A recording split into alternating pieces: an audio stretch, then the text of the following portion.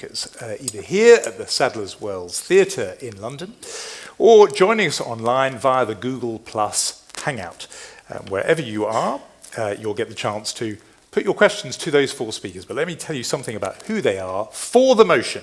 You have Joan Smith and Professor Stephen Hazler, and against the motion, Jenny Bond and Rosie Boycott. And you will be able to put your thoughts and questions to all of them. And for those of you watching online, we have Hannah Black on the Hangout, who will be monitoring your questions and putting them to the panel on your behalf. And remember, you can post your comments on the Google Plus Versus page, or you can comment using the hashtag Versus, VS Royal. That's hashtag Versus Royal, VS Royal. And your vote is crucial because, as with all Intelligence Squared debates, we've already asked you to vote either in the hall or online. And the pre-vote results as you came in this evening, and remember, this is not binding, this is just a test of the temperature before we fully debate. So here's how you voted before you'd heard any of the conflicting arguments.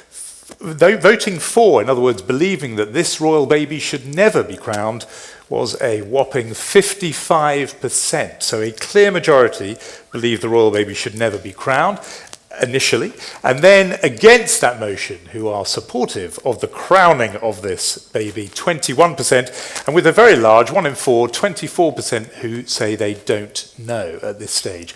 And it's those don't knows that I suggest our speakers here will be competing for, trying to win them over, and also, of course, trying to pull people away from those two sides. And perhaps, Jenny Bond, you'll be trying to chip away at that 55% figure. Got my work cut out, eh? You've got your work cut out, absolutely you do. But those votes, so there's lots to play for. And at the end of the debate, once you've had a chance to hear both sides of the argument, to put your own questions and thoughts yourself, of course, we'll be asking you to vote again. So, without further ado, let me introduce our first speaker for the motion that this royal baby should never be crowned, Joan Smith. And perhaps, Joan Smith, you'll take your place at the lectern while I tell you that Joan Smith is a renowned author and human rights campaigner and a leading activist for an elected head of state. And Joan Smith, you have 6 minutes. After 5 minutes, rather impolitely, I'll ping my glass. But Joan Smith, let's hear the case for the motion from you. Good evening. When it comes to the monarchy, it's hard to imagine a more supine bunch than the UK media. But just occasionally, something goes wrong and the truth slips through. It happened a couple of days ago when the Daily Mail's online site gave top billing to a wedding attended by Prince William and Prince Harry. There was all the usual gush about hats and dresses, but the point apparently was that some of the female guests had been linked to the princes, which may just mean they spoke to them a couple of times in the past. Anyway, the site provided handy biographical summaries of the women, and suddenly we got this little gem. One of Harry's acquaintances was too serious and clever to become a princess. It's rare to see an admission that you have to be a bit dim to marry into the royal family, and I doubt whether it's what Kate Middleton, who's currently fully occupied with the extraordinary achievement of having a baby, wants to hear. But the royal family exists in a protective bubble which most British journalists refuse to dent. The Queen has been on the throne longer than most of us have been alive, and her survival is a tribute to the power of the status quo. As Tom Paine observed, a long habit of not thinking a thing wrong gives it a superficial appearance of being right. The monarchy isn't right for more reasons than I have time to elaborate tonight, but for most people, it's just there. And the main reason for that is an astonishing failure of scrutiny, which has allowed all sorts of myths to flourish. We live in a country which enshrines equality at the heart of its laws and values. We have acts of parliament and treaties which insist that we're all born equal and have equal rights. Kate Middleton's baby is entitled to those rights just as the rest of us are, but no more than that. The idea that one child out of the hundreds of thousands born in this country each year is uniquely suited by birth to become head of state and keep the job for the rest of his or her life is a nonsense. What if she doesn't want it or feel qualified for it? How can the members of a single family possibly represent the values, diversity, and talent of a 21st century democracy? They can't, as I'm able to tell you after enduring the suffocating formality of parties at Buckingham Palace and Holyrood House. One of the first things that struck me is how nervous people are around the Queen, as though they might say or do the wrong thing. I did. I said hello to her before she spoke to me, and this breach of protocol was apparently so egregious that she cut me dead. I've heard similar stories from other people who've approached her in the same spirit, which is to say with common politeness and an assumption of equality. I didn't choose the Queen to represent me in my country. I can't imagine any election in which I'd vote for a member of the Windsor family unless it was selecting someone for eviction from the big royal house. But the Queen did choose. She agreed to become head of state, and she should have the good manners to acknowledge all its citizens, including those of us who disagree with hereditary privilege. In a moment or two, we're going to hear from the other side, the defenders of this ludicrous, embarrassing, and Ruritanian system. Usually they talk about the Queen's popularity, the way she represents continuity, and the fact that she's supposedly above politics.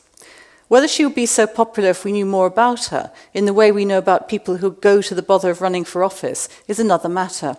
I'd love to see Prince Charles sweating on the election trail, trying to explain why he's fit to represent the country and answering awkward questions. I'm thinking of things like the real cost of the monarchy, which we are told is £38 million, but that doesn't include the cost of round-the-clock security provided by the police and the army. I'd love to be able to tell you what it actually costs. The campaigning organisation Republic estimates it at more than £200 million, but I can't because the royal family is exempt from freedom of information requests. If Republic's figure is right, that's the cost of almost 10,000 nurses and 8,200 police officers.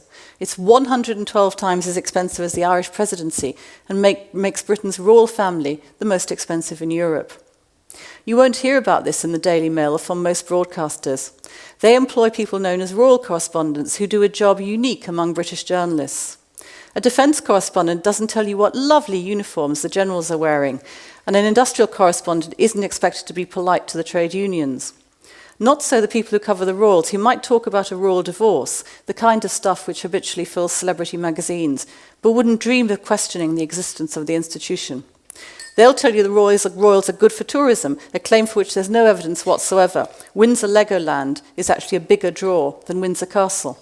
They'll also tell you that the royals are above politics, something I know to be untrue from personal experience. I was present when the Queen was introduced to a Turkish guest at a Christmas party at Buckingham Palace. Someone mentioned Turkey's EU application, and the Queen responded without hesitation, "Oh no, we don't want Turkey coming in for a long time." Then there are the astonishing reasons given by the Attorney General, Dominic Grieve, when he refused a freedom of information request by The Guardian, which wanted to see a sample of the numerous letters Prince Charles writes to government ministers. Grieve said publication of the particularly frank letters would seriously damage Charles's ability to perform his duties when he becomes king. He said members of the public might come to believe that Charles disagreed with the policies of the last Labour government and was not politically neutral. Charles isn't politically neutral, and the government knows it, but they don't want us to see the evidence. So what do we have here? What is this baby being born into? A secretive, hugely expensive, politically interfering, undemocratic institution which isn't fit for purpose. I trust myself to vote for a government which takes life or death decisions. I also trust myself to vote for someone who's actually able to represent this country, someone who isn't necessarily white, upper middle class, straight, and named after a castle. I look at people who've carried out the role around the world, and I'm sure this country could do better. Thank you. Thank you.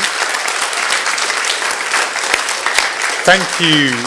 Thanks very much. Thank you to Joan Smith. Please do stay at the lectern so you can now field a challenge to those arguments from the Google Hangout. Where waiting for us is a prominent journalist and feminist, the first female editor of 2 national newspapers. In 2002, she campaigned for Diana, Princess of Wales, to be voted the greatest Briton in a programme for the BBC. She is Rosie Boycott. And Rosie, you can hear us and we can see you, and you've heard the arguments presented from Joan Smith, who said the monarchy is ludicrous, embarrassing and Ruritanian. What's your response?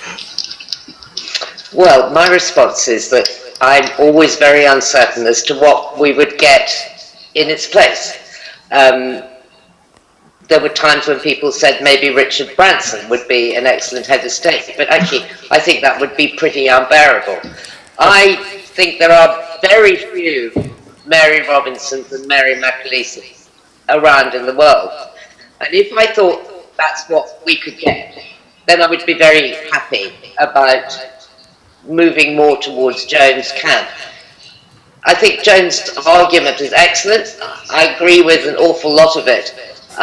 What worries me mostly about the royal family is the perpetuation of the class system. It's can you hear me? Loud and clear. It's very, very... Okay, sorry, it's potent. just, it's reverberating on me, so I'm sorry. But what I cannot imagine is actually coming to the end of it and having this election. It would mean we were electing our MPs, we were electing prime ministers, we were electing political parties, and then on top of that, we are electing an individual. Is that individual meant to be politically unbiased? Is that, which is an extremely difficult thing to have. I mean, I agree with Joan entirely about the Charles's interference. It seems to me that the monarchy has had a really good run with the Queen, and that she has managed to remain fairly impartial. Even in Pete Morgan's play, The Audience, her interventions are jovial rather than political. And I think we have done quite well. I feel extremely worried about the next generation. I think the fact that The Guardian cannot get hold of Charles's letters is really dreadful, actually, and I hope that Jonathan Freeland and The Guardian will go on pitching in that freedom of information request, as I think we all have a right to know. As Joan has made the point, we spent a lot of money on this lot, and we need to know what they're doing. And it is a very odd thing that you have an unelected head of state who apparently can influence the cabinet and the prime minister. Yes. That said, why is the new head of state going to be any different? Let's put that directly then to Joan Smith, this idea that, yes, maybe you've made some good, powerful arguments, but what on earth do you replace it with? And the Mary Robinsons of this world don't grow on trees, very few of them, and it will be just yet another elected politician. I find it very hard to believe we couldn't find somebody who'd do the job better than Prince Charles. That's my first point. The other point I would make is that this will be time limited, and if people elected somebody who turned out to be completely useless at the job, that would only last for 4 or 5 years, and then the next time round people would think more carefully about it. And I think there are many people around the world who've fulfilled political office. Some of them have done it very well, some of them haven't, but at least we have a choice. I have been on this earth all my life and never had a choice about who the head of state is, and it just seems to me a very simple demand. I want to vote about who represents me. Why do we need a head of state? We need a head of state because there are occasions when something happens, when people need to speak for the country. If there's a terrorist attack, sometimes events like the Olympics, we need a head of state who actually goes to those and represents the country and represents its values. And one of my arguments is that this family, which is there by birth, because their parents and grandparents were there, can't possibly represent a country which is as diverse as ours and egalitarian. Let me just hear some more from Rosie Boycott on this point, which a lot of people who might otherwise be persuaded by what Joan Smith has said do bring up, and that is this notion of continuity, that actually the fact that it has been the same person through perhaps the lifetimes of almost everybody here in this room, not everyone, but a lot of the people in this room, that's actually perhaps more of an asset that we discard at our peril, that it's something to be valued. Yeah. What do you think on that? Yeah, no, I do actually think that is something to be valued, and I think that in, out, inevitably ends up with someone becoming quite political, swinging things one direction or another, and there is something to be said for it, and I don't think that it has been a bad thing. As I say, my concern is much more for the future, and the sense that Charles is a much more interfering and meddling person, and I think is actually more out of touch than she is. And I agree with you about the flashes, the tackler princes. It's worrying. And you've made some points about Charles, but the argument before us tonight is about this royal baby never being crowned. So, in a way, putting Charles out of the argument, and if you've made a case about the Queen, and there's this, it's an unknown quantity in every way, this future heir to the throne. Just in principle, putting your worries about Prince Charles to one side, your view on whether this baby should indeed be a future monarch? No, I think that we will probably not have a monarchy by then, somehow. Right, so, and do you have an answer to your own argument that you made earlier, that you can't quite see the process by which we get to that point? No, I don't quite see the process, but at the same time I find it hard to know that it will just to imagine that it will just continue. It's. I think that Charles may be the thing that starts to change it. I think a lot of people may not feel as affectionate towards him as they feel towards the Queen. Now, I don't think of myself as a monarchist in any way, but I feel quite warm towards the Queen. I think that she's done a great job. I think she's good for this country. She's carried on in a very, very straightforward way, all the way through all the ups and downs, this and that. But I feel he is much more swept by the tide of events, Yes. and he may not be the brightest thing on the block, and he probably wouldn't get elected. And the fact is, he interferes. At least the Queen has had the sense to keep her nose out of politics, and we could be stuck with someone who causes our elected politicians a lot of problems. And I feel if that conflict happens, something else may happen. Thank you, Rosie Boycott. Thank you. We'll be coming back to you and hearing more from you. But for both of you, for that exchange, Rosie Boycott, Jane Smith, thank you. Jane Smith can return to the table here. Thank you. And so an interesting insight there from someone who's not an avowed monarchist, nevertheless worried about what would come next and feeling a deep sense of warmth for the Queen. And that perhaps says something about what Republicans are up against in making their argument. Let's move on. And here our first speaker, or speaker here anyway, against the motion. And it is a person who, when it comes to matters regal, her name is almost synonymous with the royal family. She's one of Britain's most famous television faces. As the BBC's royal correspondent for some 14 years, covered many of the royal family's major events and dramas. Please welcome Jenny Bond.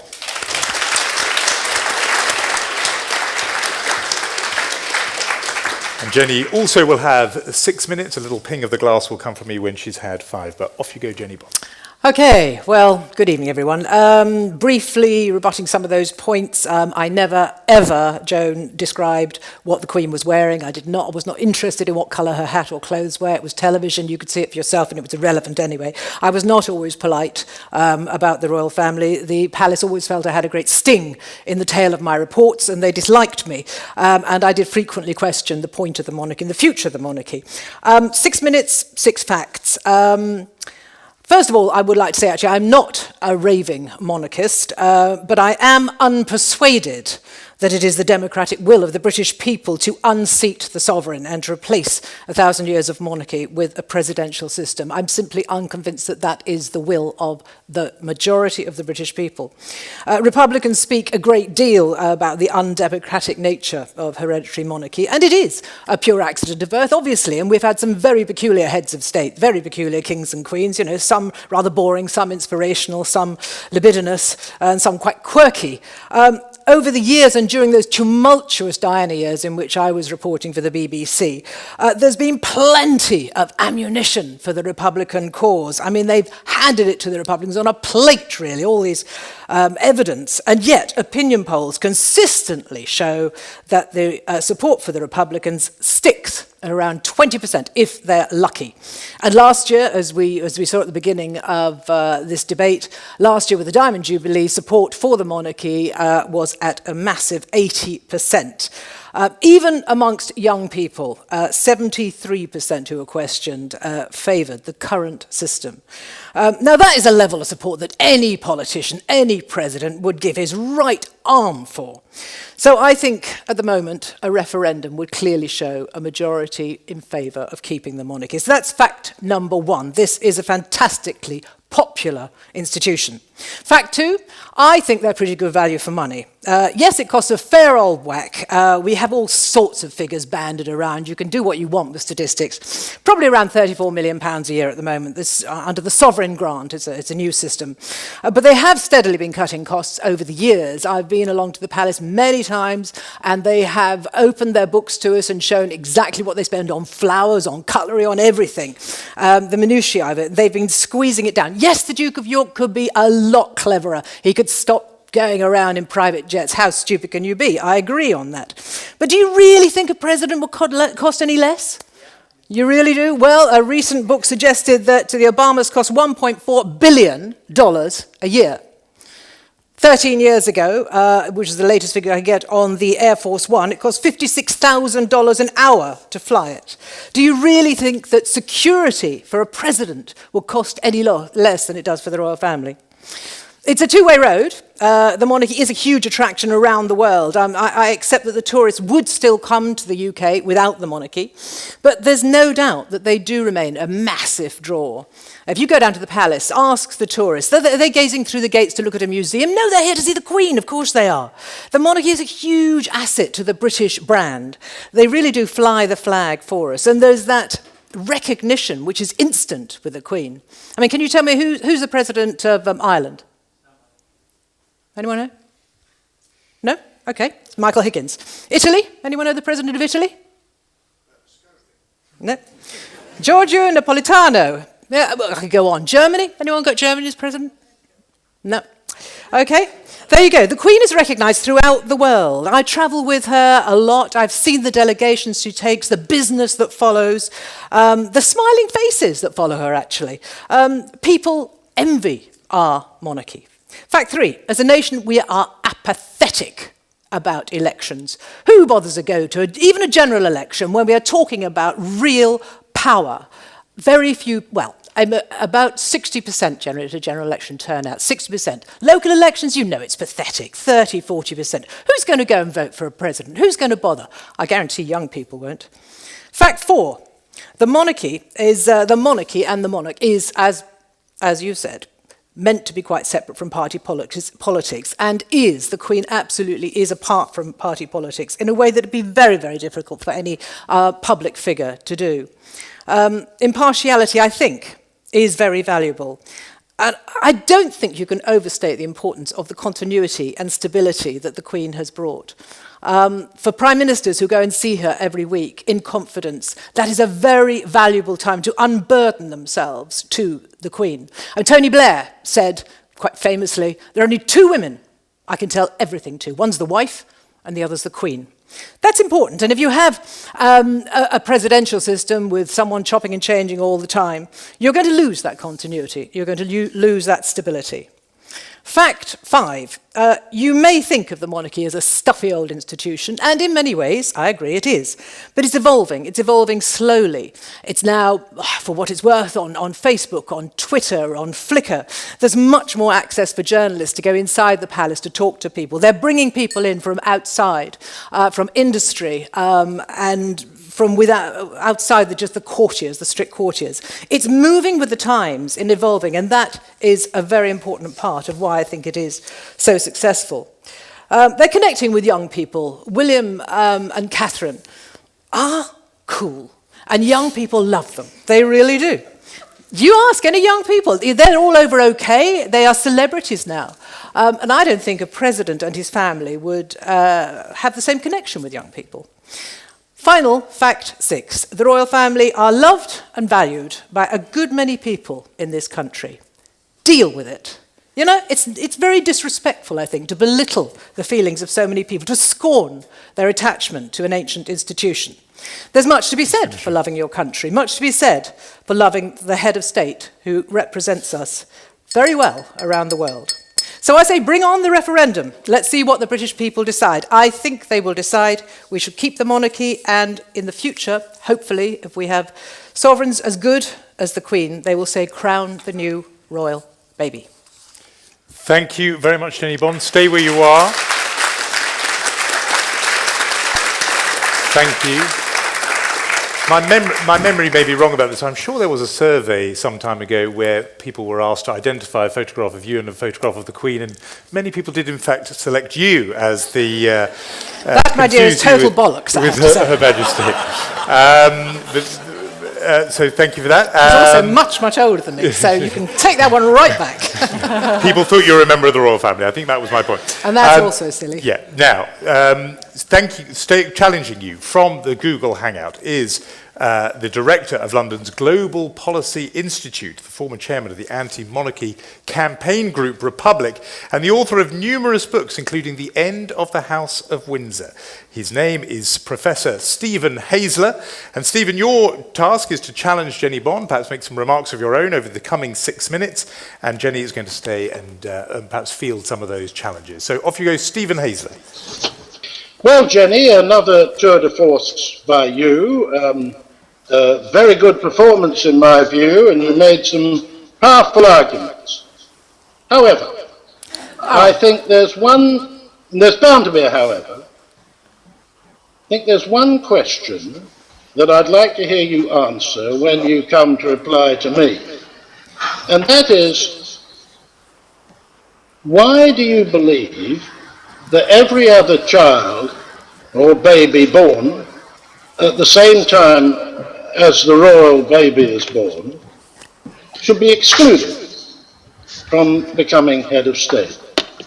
Indeed, why should everybody in this country who is not a member of the House of Windsor and not linked to the family and not the eldest son, why should they be excluded from representing our country? What have you got against the British people? Why are we not allowed, all of us, to consider when we're born, as did President Obama, that a man of Obama's background could become President of the United States? Couldn't do that in this country. And what a pity it would have been if, because of a monarchical system, we couldn't have had a President Obama, we couldn't have had a President Mandela. Mr. Mandela would have been excluded from becoming head of South Africa and representing his country if he wasn't a royal. So I think the royalists have got to answer this central question when they come to reply as to why they exclude every British person from even aspiring to become head of state. The other question, I think, Stephen, just before you go on to your let's hear Jenny Bond respond to that, because you put a sharp question. Jenny Bond, Stephen Haysler asked, why should every other baby born the same day as this? Well, I mean, it's a terribly simple answer. This is the system we've got. It's the system we've got. If you want to change it, win your argument, get a referendum, win over the British people. You haven't done so far. So far, you've failed to do so. Well, that's the argument I'm making, that the system is ridiculous. This is exactly the argument. But why don't you get more support for your Republican movement then? Resources, my dear. No, it's no good taking the view here that we haven't yet won the argument. We're making an argument here, and I'd like you to respond to it. But my dear, you've been making it for years and years and years. We've argued for at least 20 years, and you still have 20%. All right, Stephen, just hold on a second, because I want to let Jenny Bond come in on this. But you're quite right on the fact of it. The Republican position is unpopular in the country. Hold on, it only enjoys minority support in the country, I think a third or something. But just on the in principle point he makes, in principle, why is it the case that everybody else is ineligible, if you like, from birth for being head of state? I mean, there isn't any other. It's such a simple answer. This is the system we've got. I'm quite okay. If you want to have a republic, that's fine with me. Let's have presidential elections. We don't have that system at the moment. Okay. So Stephen, your question's been answered. Why don't you go on to your next point? Well, it's a simple repetition, but this is the crucial point. And it comes on to another point, that when the monarchists argue, as they do constantly, we don't want a politician to be president, and who would be president, this shows a remarkable lack of faith in the British people. There's nobody, as Joan Smith argued, according to them, there's no one in the country who could possibly do this job. And the job is, by the way, not as taxing as many people would argue it is. So I think this is a major problem we need to address. Why do we exclude people? Well, of course we're excluded because we're subjects and not citizens. And it's part of our argument that we should become citizens. Stephen, can I just come in with, I want to hear your reply to one of the a very sort of sharp point that Jenny Bond made, in the sense of she did silence the room. She asked people to name the presidents of countries that are republics, Ireland, Italy, and Germany. And truthfully, there was not a person in the voice in the room who knew the answer, I think, to any one of those 3 questions. And isn't that not a pretty telling state of affairs? Well, they would have known if she'd said the President of the United States or the former President of South Africa. She happened to pick... We don't know anything about foreign countries anyway in this country. Let's be clear about it. I mean, let's ask people to name the Chancellor of Germany. We will be a bit stretched because the British media does not cover them. You see, Jenny... But we're talking about non-executive presidents. Let me finish this argument. Jenny comes from a group of people, the British media, who have slathered over these folks for year after year after year. That's rubbish. Have a vested interest in keeping them. Because the British media is absolutely determined to maintain its sales through celebrity and celebrity-itis. So when I put a very basic democratic point to her, why could she tell me why she's excluding the British people, we don't get an answer, except the only answer we get is that have a referendum. Well, let's have a referendum and let's discuss it. Okay. Stephen, that's going to be your last point for now because time is moving on, but we're going to come back to you. Jenny Bond, thank you very much for that. If you return to your seat. Very good. So we're now going to open the debate up when the voices from the panel that we've heard here and from the Google Hangout can be joined by our audience right here in Sadler's Wells and also online. I'll be doing my best to keep a grip on proceedings and timings, and we do have ushers here in the hall who will take questions from you and bring a microphone to you. But if you're online, make sure you post your questions onto the Versus Google Plus page, and you can use that hashtag. Remember, VS Royal is the hashtag. And we have Hannah Black, our web host, who will put questions that are posted there on the Google Plus page to the panel on your behalf. So to start with, let's take some questions that are here, and there's immediately lots of hands going up, which is great. And let's begin with the gentleman here. We're going to get a microphone to you. We've gone to the person there, but that's okay. Gentleman in the blue shirt, and then we'll bring it, and then we'll come to you next. Yes. Thank you very much. I agree with what Professor Stephen has just said. I mean, we should have a proper, full debate, and I think when Jenny Bond talks about there's only 20% support for a republic, it's probably because people are voting emotionally and not thinking it through. It doesn't stand up to any intellectual scrutiny whatsoever that we have a royal family. It just doesn't make any sense.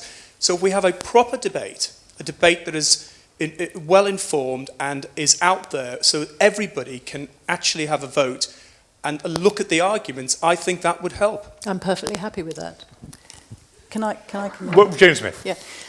If I was to declare that I was going to set up a festival of republicanism, which was going to last for 2 days and was going to involve a flotilla of boats going down the Thames and people invited from all over the country to come.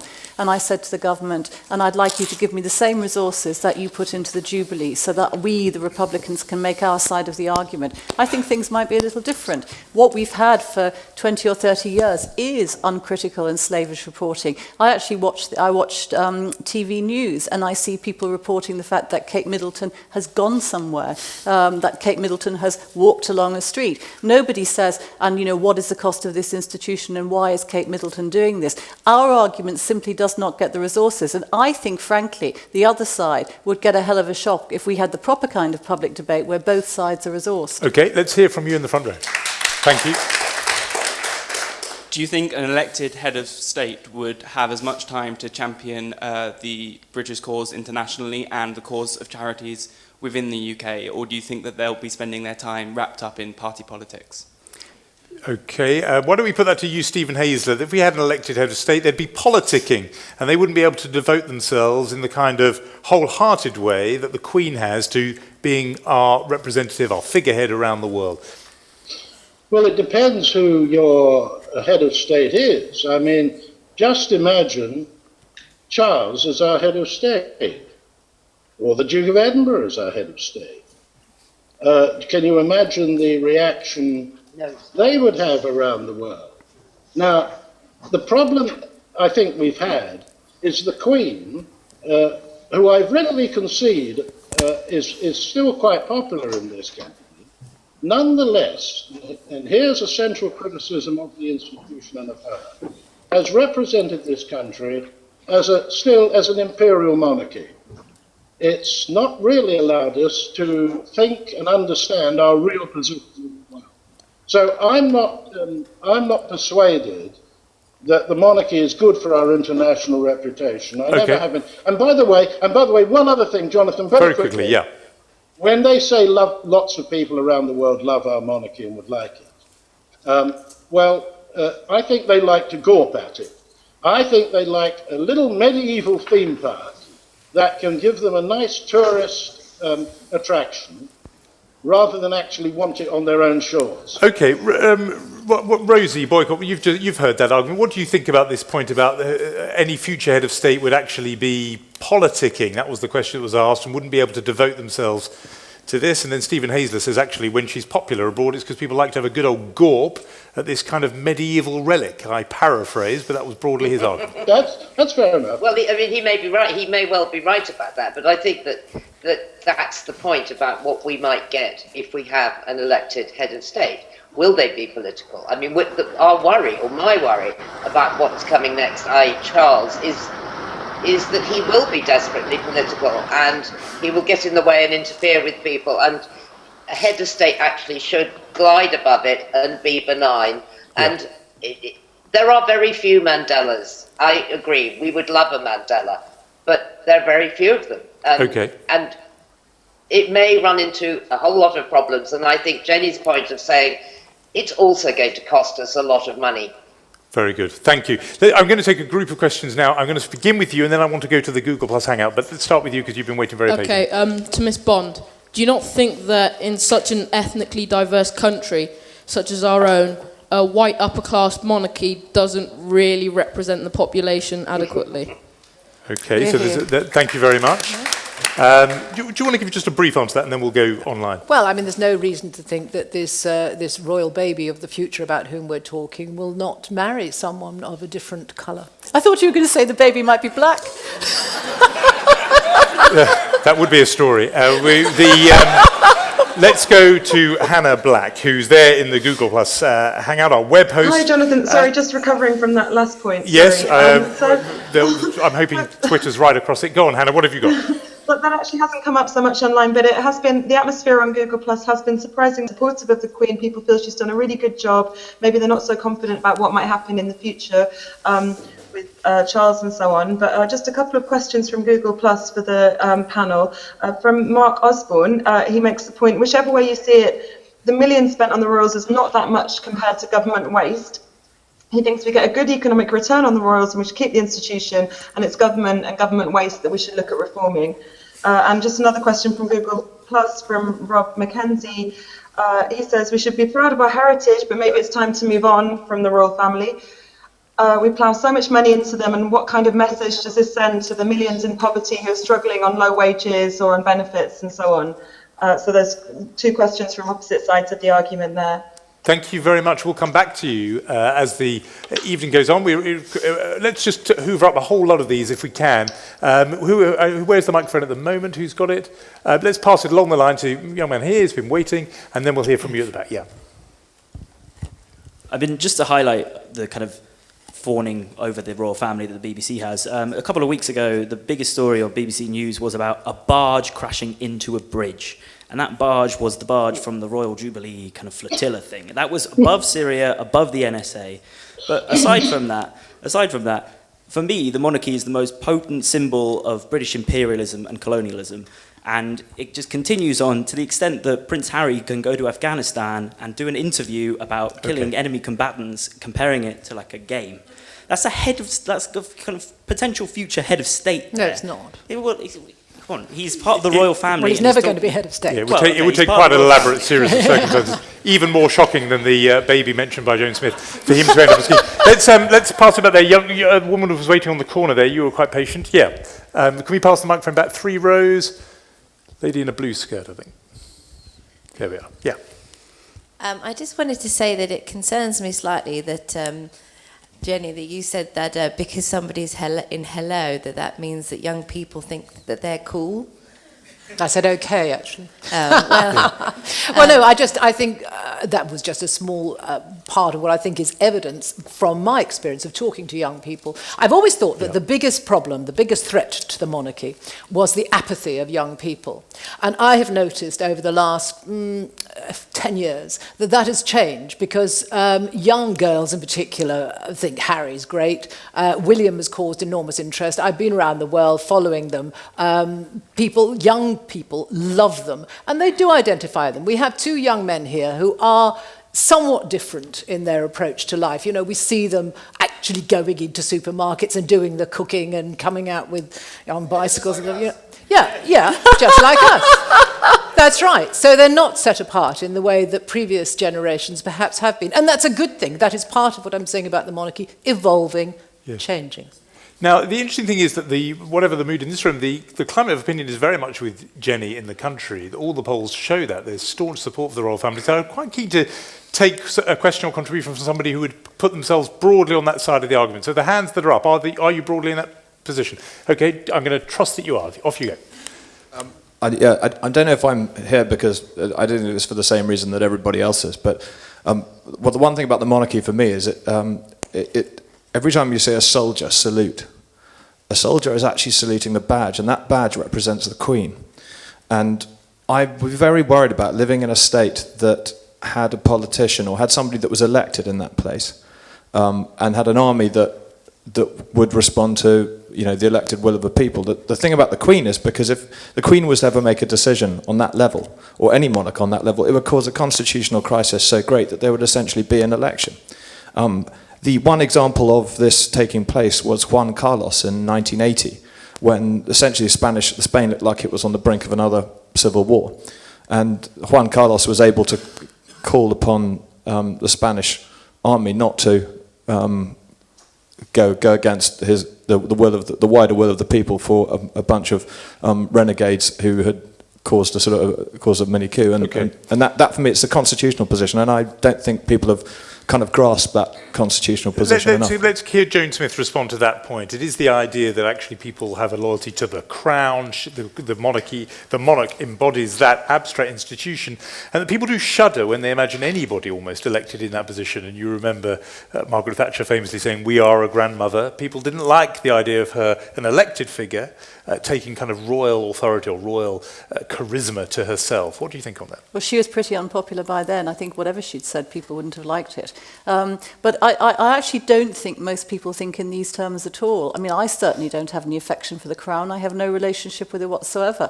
I think of myself as a citizen of a democratic country with the same rights as, I'm very happy for the Queen to live in this country.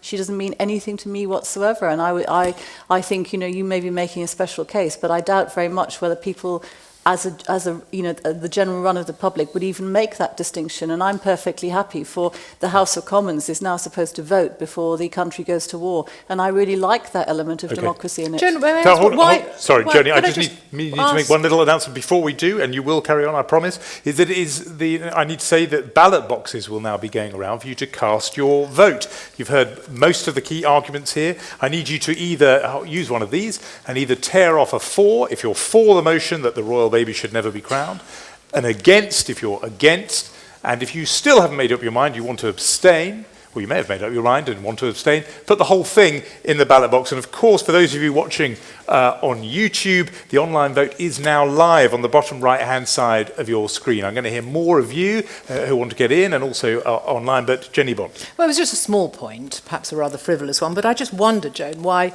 given that the Queen means absolutely nothing to you, you have no interest in the crown, why have you been to so many parties to meet her? Because I pay for them. Because you pay for them, therefore you've got to go to the party. I'm a taxpayer, and I'm interested to see how my money is spent. And I'm interested in the institution because I don't think it works. And I certainly don't think the fact that I, as a citizen of this country, am forced to have this woman as my head of state when I don't want her, and I don't have any say in it, and I have to pay for it. I think that's a damn good reason for me going and seeing what they get up to. And on the protocol point, honestly, she's very, very happy for you to speak first. I frequently do when I've met her, and in fact, it's a relief to her because she doesn't have to make small talk with all these people who she doesn't know anyway. Well, that isn't what happened to me. She was introduced. She was told who I was. I said hello, and she looked astounded and cut me dead. Stephen Hayes, let's just hear you on this point. I think quite an important point made before about the military and their loyalty is to the crown rather than to an individual politician, and something important would change if we tinkered with that. Well, that's a very difficult thing. I mean, giving oaths of loyalty to individual people, as opposed to a constitution or a parliament, is a very dangerous thing. And I don't think most people really understand the monarchy in that sense. I think the way they see the monarchy is as some kind of traditional setup, basically. And no, I don't think that military point. Why should another problem is all military officers, all members of parliament, all members of the House of Lords, virtually every official in this country takes an oath of allegiance to an individual person.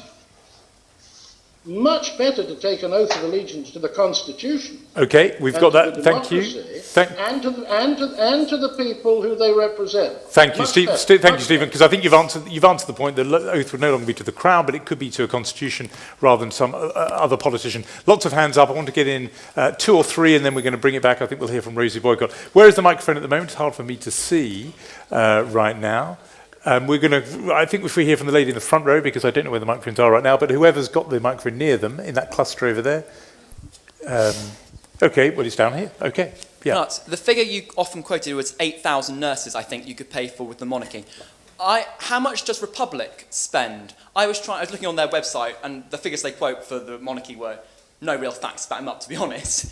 But how much Republic spent advertising? How many nurses could you pay for that? How can you justify criticising the monarchy if they're spending, if you spend money on trying to convince surely if your argument is self-evident. Okay, well, thank you. Joan, don't hold on, because I just want to get in some other people, and then we'll let you come back, absolutely. Microphone here, if we can bring that here. Lady here has been patiently waiting in the front row. Thank you very much. And we'll try and get one more in. Yeah. Hello. I may be one of the few Yanks in the room, and I've heard some mention that this new head of state would be something akin to our president.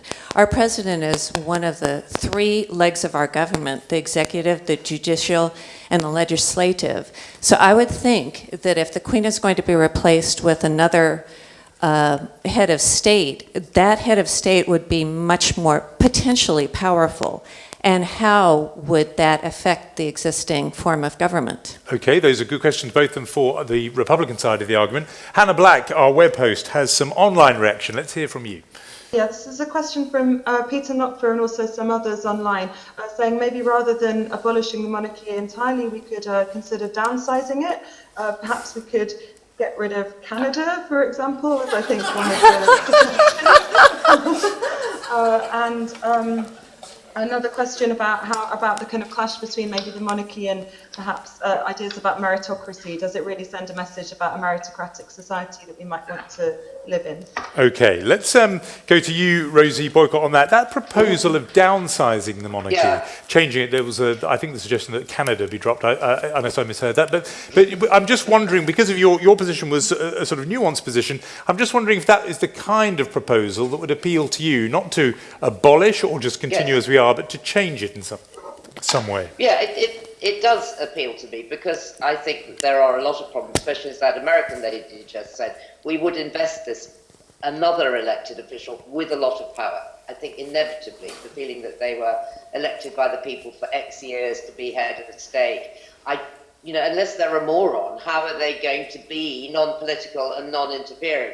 But if you look at a country like Denmark, where my sister happens to live, so I go there a lot, they have what you would call an extremely modest monarchy, a very hard-working queen who also happens to write, who gets involved in interesting things there. They are not seen in Hello, or whatever the Danish equivalent is, They don't seem to cost very much money. They serve a purpose, and it seems that that purpose really does serve the state. Okay. Whereas I think that my reservations are sometimes the thought that the monarchy serves itself. And when you read stories about Charles having his toothpaste squeezed by a servant, you know, you do really think, is this who we want?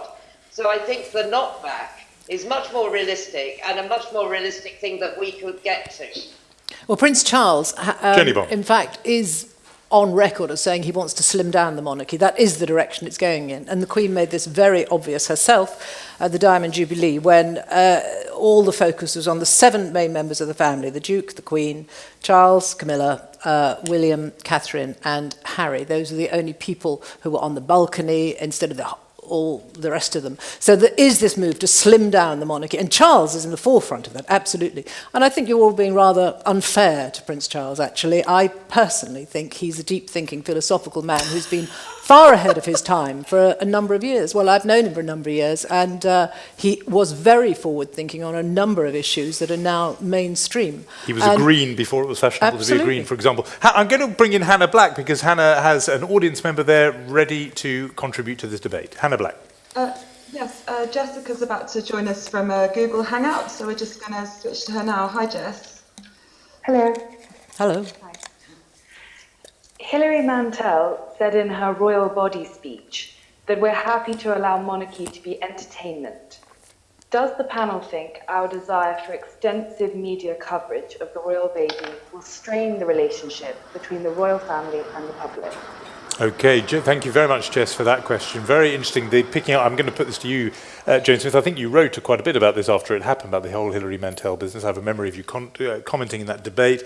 This idea, it puts a huge strain on the people involved, the monarchy process. Well, I think there's a very easy to answer that. If they feel under strain, they can abdicate and become private citizens again, which is what I'd like to see happen. It just doesn't seem to me. It's kind of off the point, in the sense that what I'm advocating is not that we have an executive president, it's that we have an elected head of state who isn't a rival to our prime minister or our government, but somebody who is more diverse and represents the kind of values of equality that I think this country stands for. And Rosie Boycott, I'm just wondering what your view is of that the kind of media images, particularly around the women in the royal family. It does seem to be that the strain, if you accept there is some kind of strain, does seem to fall particularly on them. And you made this case about Diana a decade or so ago. What do you think on that? I think the same, but again, a scaled-down monarchy would allow people to be more real. And yes, I mean, Hilary Mantel made a series of fantastic points, so that we were going to make their life impossible. And when I made that film about Diana, we made it as a fairy tale, and the fairy tale that went extremely wrong when she, effectively opened the door and found Bluebeard and got a head chopped off. And this was pretty, I think we saw a very ugly side of what became known as the firm. And definitely it needs heavy reform, heavy slimming. And I think if they don't do it, there will be there is a good chance they will start to get the esteem the Queen's held in. Thank you. I like the idea of heavy slimming. It feels like a spread in OK magazine already. Lady there has been keen to, and the man in front actually, both of you have been waiting a while. Is there a microphone we can get to you? We're just going to pass this along. We'll start with the lady and then pass it in front of you, if you can, to the man just waiting right there. So firstly from you, and then we'll bring it back and get final contributions from our speakers. Yes, please. I think, to be quite frank, that you think it's too pink, that, you mention a lot of the democracy, and we're very happy to have democracy. But I think it's you make it very pink how you think the voters will vote. For example, in Portugal, you had the royalty as well. You had a king for 800 years, a queen, and then it stopped. And obviously, then they had a dictator. So of course, now we all think, yeah, we should vote for a head of state, but. That sounds very pink. I think we should look a bit better in indeed how many voters are there, and So risks attached to getting rid of this ancient system. And gentlemen in front. I think when it comes to reforming the institutions of this country, it's a slightly odd priority to look at the royal family, who have limited executive power, when we have an unelected house with the Lords that has real, genuine power to make laws and is completely unelected. I think that should be the priority. Okay, thank you. Let's get final responses to everything we've heard there. I'm just going to pick up on the House of Lords point and throw that to you, Stephen Haysler. This is the wrong focus. There are other democratic issues to raise. Well, they're all tied up together. The House of Lords, the monarchy, the unelected Privy Council, all of these things in Britain, the established church, where the Queen is head of the church as well, and Charles, by the way, will become head of the church. So I think the answer to that point is that they're all tied up together. Okay. Can I just say a quick thing about Charles? Because this debate is about the future. It's about this royal baby and the future of the monarchy. And I think people should focus, could I suggest, when they're thinking about this issue, of Charles taking over when the Queen goes. He will take over as head of state of this country, representing you and me and everyone else, without anyone having asked him to do so. And I just wonder how he will feel about that. Okay. It might be rather better if he could take over after an election. Thank you. These are closing remarks now. Jenny Bond, you've heard some of the arguments there. What about on that particular point about how the royal family themselves feel with these arguments swirling around, and the sense that raised there by Stephen Haysler, the worry that somebody like Charles, who in some ways has got more sort of modern thoughts about politics, might feel about being in this position without having ever had a single vote cast for him? Well, you know, I feel quite sorry for the royal family sometimes because they do take the most massive amount of criticism. The Queen is a very dedicated, religious, serious woman who believes profoundly in this institution and has devoted her life to it. She didn't want it. She certainly didn't want to become Queen when she was 25 and had 2 kids. But it was thrust upon her, and she's dedicated her life to it. Charles, I think, is given an extraordinarily bad press. You all seem to dislike him and mock him. As I've said, I think he has the potential to be a very fine king, and I should be perfectly happy for him to be king. And as we progress through William, this modern young man, I think it will be a slimmed down and looser organisation, more modern institution. I can see, as I say, at the beginning I said, I am unconvinced that it is the democratic will of the majority of the British people to unseat our sovereign, and I believe that to be the case. Well, thank you for that, Jenny Bond. And speaking of democratic will, it is time for me to bring you the votes from this debate. So the final vote is now in. And before I tell you that result, let me remind you how you all voted before this debate began, before you heard the arguments. The pre-debate result for the motion that this royal baby should never be crowned, just to remind you, 55% of you agreed with that, 21 were against, and there were 24% who said they didn't know. Well, I can now reveal that after the debate, you've heard the arguments put, for the motion that this royal baby should never be crowned, the number has come down to 44% believe that. Those who are against the motion has